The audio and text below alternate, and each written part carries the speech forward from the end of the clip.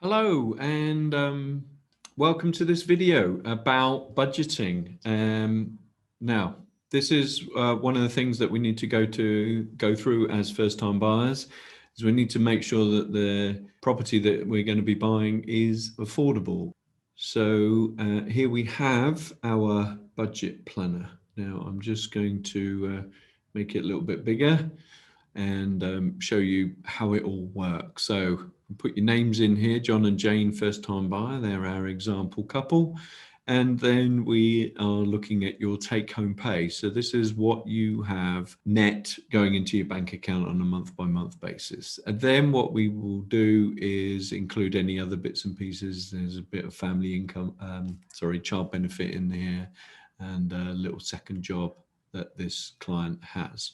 Now, we're going to put in your estimated mortgage payment, and also we've thrown into here some examples, life and critical illness cover and income protection figures. So this is what you need to put aside on a month by month basis, and this is what I consider to be the emergency fund, and it covers off a real emergency. So this is either one of you suffering a heart attack, cancer, stroke, or dying.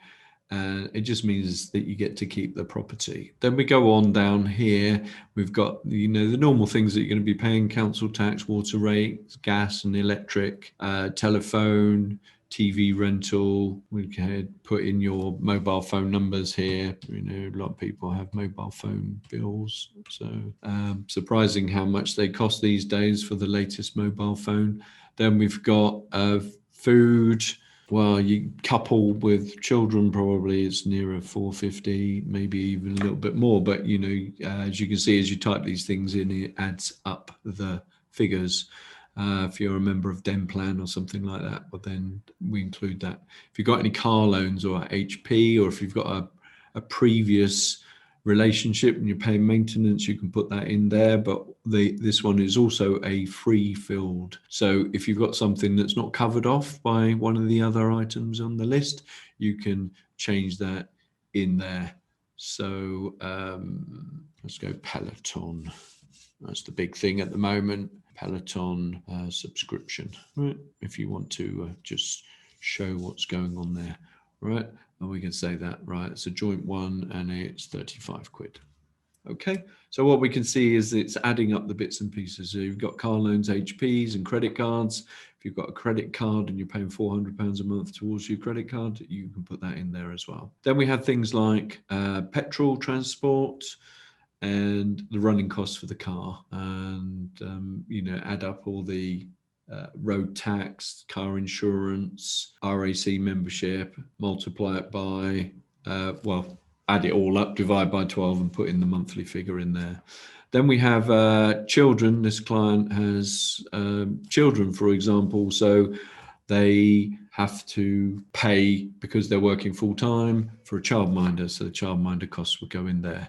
Then you have this entertaining, and this is, you're going out money. So, if you're a member of a pool club or something like that, and it's a regular entertainment thing, then you need to put that in there.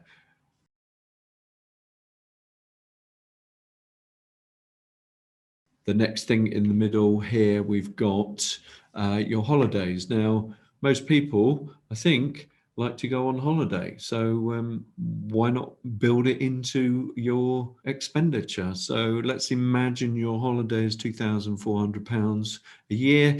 So that's £200 into the holiday fund. Okay. If you're a member of a gym, you put that in there. And if you've got pets, you put that in there. Now, what this does is it shows you that with all of the income that you've got coming in, and we've added all of your expenditure, that you've got money left over. And you can see here that it's affordable. So the mortgage payment that we put in here is affordable. The life insurance that we put in here and will help you decide on the levels of cover to suit your set of circumstances, that's all affordable. Now, the thing is, I consider the life insurance, the income protection redundancy cover, to be an emergency fund. So what it does is it adds up your cost for your bits and pieces in that arena, and it presents it as a percentage of your take-home pay. and puts it as a percentage. So there's 5%. So in this example, 5% of the take-home pay is put aside into an emergency fund. And what do I mean by an emergency fund? Well, if either one of you die, if either one of you suffer a heart attack, cancer, or stroke, that's a real emergency. The car breaking down isn't necessarily emergency. You know, it is, but it's not as serious. And if you've got a small degree of savings put aside, then you should be able to cover most of those eventualities. But if either one of you loses their job for, you know, a year or 6 months, and your firm are only going to pay you statutory sick pay, then you're going to find yourself in a bit of a pickle. So we take those sorts of things into consideration. Now, what we recommend is that you try and get things on automatic pilot. So you can see here, John's salary comes in 2,400. Jane's income comes in, and that's 2,528. That's the total of these two bits here. Okay. Now, the bills account, we recommend that you keep your own personal bank account. Okay. John, if you keep, you know, John keeps his, it means that he's got some money left over on a week by week, month by month basis, so he can buy Jane some flowers on occasion or a gift for her birthday, and sort of vice versa.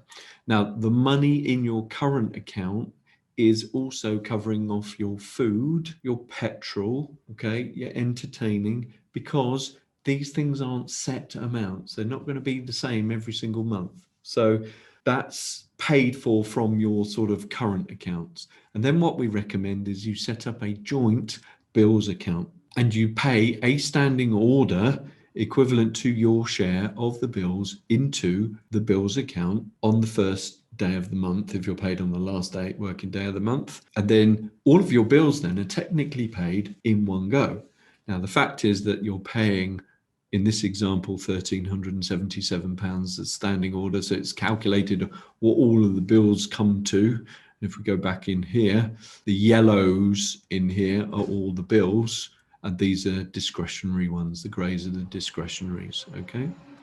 So these are things that you're going to be paying on a month by month basis. So we've got the mortgage, we've got the utilities, we've got the emergency fund, which is your life and your critical illness cover and your income protection. Then we've got the car fund.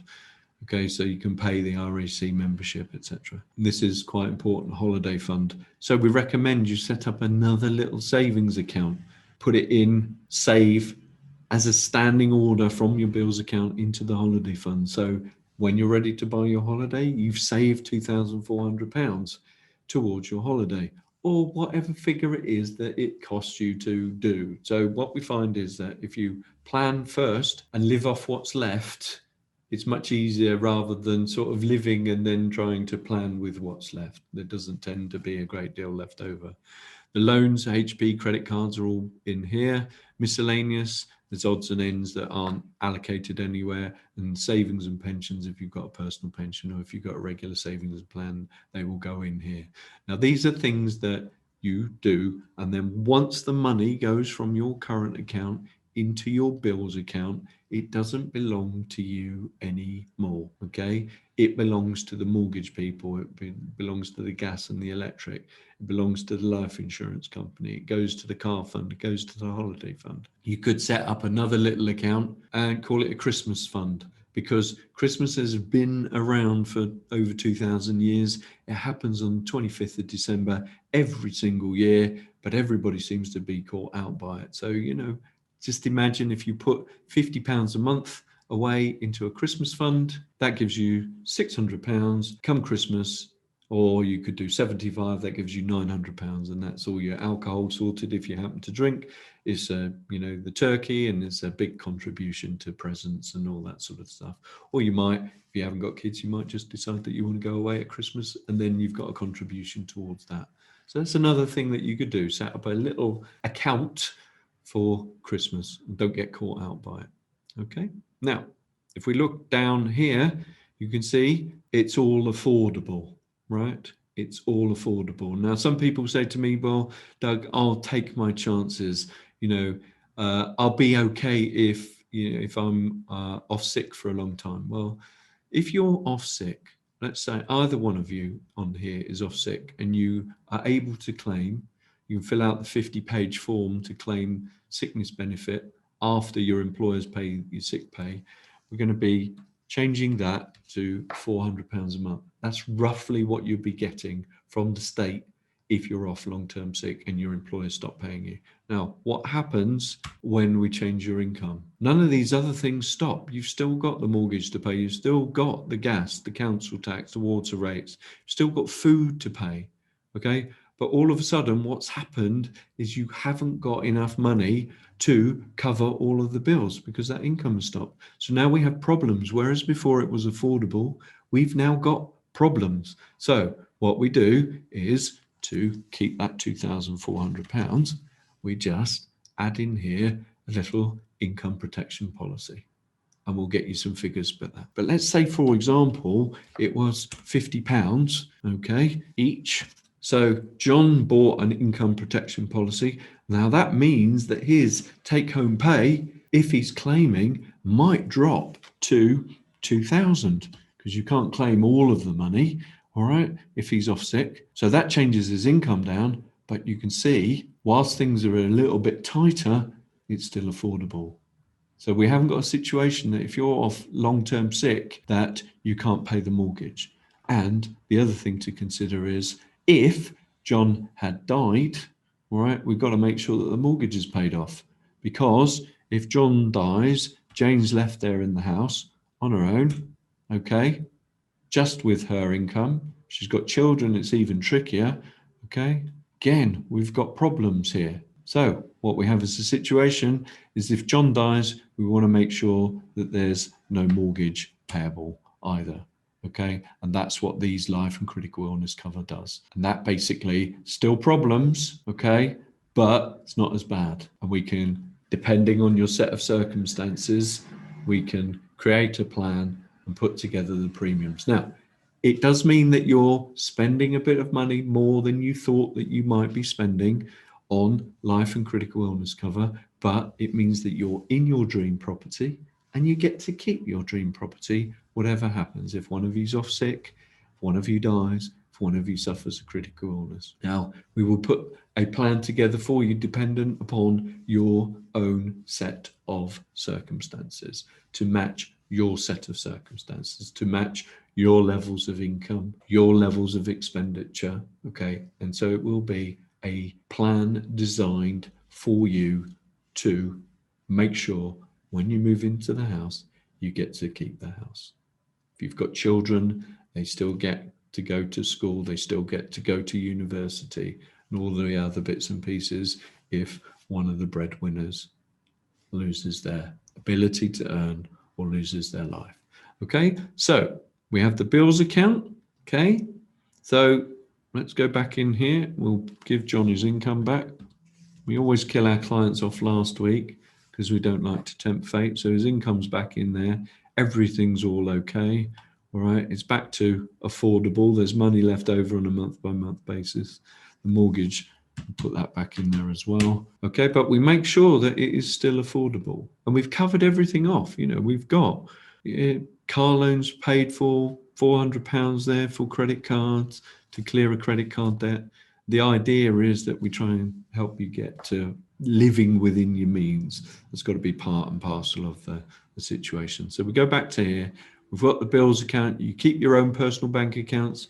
You pay your share into the bills account. Now, if it turns out that, let's say, John earns £5,000, okay, as an income, so he's a high earner. Well, let's maybe not go as high as that. Let's go 3.5. Okay. So John's got more money coming in. So if we go 50-50 on the bills account here, then John gets 2,000 left over in his current account on a month-by-month basis, and James only got £1,100 in her current account on the month-by-month basis. So that might be a bit of an unhappy situation. So Jane might be a bit miffed about that. So what we can do is we just change this. We make it to 60-40.